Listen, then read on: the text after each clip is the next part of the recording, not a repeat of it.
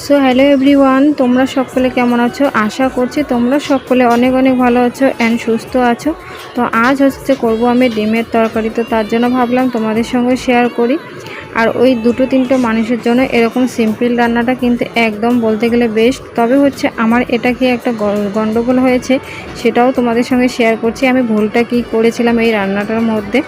তো যাই হোক, আমাদের মতো যদি কারোর সমস্যা থাকে তাহলে এটা কখনোই করবে না আমি যে ভুলটা করেছি।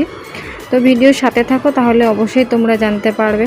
তো আমি হচ্ছে 2-1 দিন ধরে ভাবছিলাম যে ডিমের কারি করব। তবে হচ্ছে আমি সবসময় কিন্তু দুধ দিয়ে থাকি, দই কখনোই দেই না। কারণ আমার যে কোনো রান্নার মধ্যে দই দিলে পেট খারাপ হয়, পেটের সমস্যা হয়।